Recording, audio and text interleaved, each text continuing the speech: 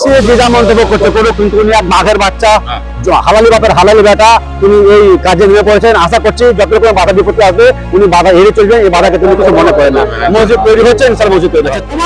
Vote করে দাঁড়াবে, কোনো মাইকা লাল ঢাকাতে পারবে না, আমরা ভোট করতেই থাকবো ইনশাআল্লাহ। আমি মোহাম্মদ নাইমুদ্দিন রেজভী, বীরভূম জেলার মারগ্রাম থানার অন্তর্গত শিবপুর গ্রাম থেকে আমরা 5 জন ব্যক্তি এই বাবরি মসজিদের জুম্মার নামাজ পড়ার জন্য এসেছিলাম। আল্লাহ পাকের রহমতে আমরা নামাজ পড়লাম। আজকের পবিত্র জুম্মা নামাজের ইমামতি করলেন হযরত আল্লামা মাওলানা কারি আমিনুদ্দিন রেজভী নকশবন্দি সাহেব।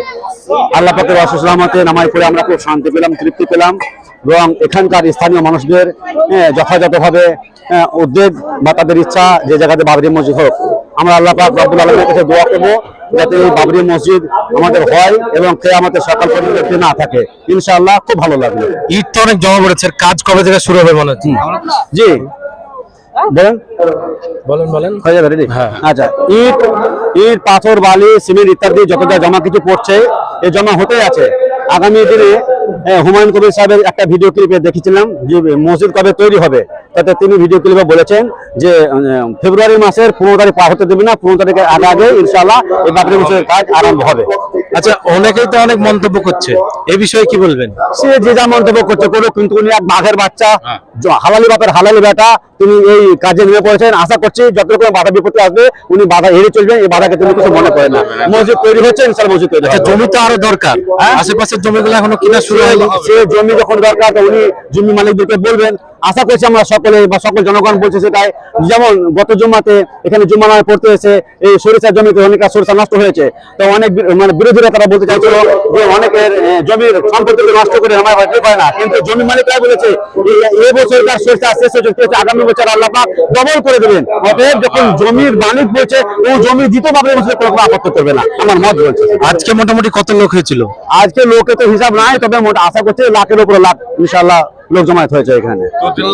আমাদের কোম্পানি আছে, লোক কমবে না বাড়বে? ইনশাআল্লাহ লোক বাড়তে আছে, বাড়তে থাকবে। শুধু আমার পশ্চিমবাংলার লোক নয়, ভারতের লোক নয়, বাইরেকার লোক যোগাযোগ করতে আমাদের আছে, এতে জুম্মায় লোক বাড়তে আছে। আজকে একটু কম আছে, এবার আবহাওয়ার ভিত্তিতে লোকজন কম আসতে পারে, অনেকে মুরব্বীরা আসতে পারছে না যেহেতু শীত পড়েছে তার জন্য, কিন্তু লোক পরপর বাড়তেই আছে আর বাড়তেই থাকবে ইনশাআল্লাহ। 2026-এর বিধানসভা নির্বাচনে কাকে চান? আমরা হুমায়ুন কবিরকে চাইছি, আমরা হুমায়ুন কবিরকে চাইছি। যেহেতু আমরা মুসলমান, আমরা মুসলমান হওয়ার পরে বর্তমান সরকার যিনি আছেন তার কাছ থেকে আমরা আমাদের প্রাপ্য অভিযোগ নিতে পারছি না, যার জন্য আগামী ক্যান্ডিডেটে আমরা হুমায়ুন কবির সাহেবকে চাইছি। আমি নিজে বলছি এবং আরো আমি আমরা জলসা মাহফিল করে বেড়াই, প্রত্যেকটা জায়গায় জায়গায় হুমায়ুন কবিরে ভোট করে বেড়াবো, কেউ ঠকাতে পারবে না ইনশাআল্লাহ। হুমায়ুন কবিরে ভোট করে বেড়াবো, কোনো মাইকা লাল ঠকাতে পারবে না, আমরা ভোট করতেই থাকবো ইনশাআল্লাহ, কেউ আটকাতে পারবে না। 20 ব্রেক করেও আমাদেরকে থামাতে পারবে না।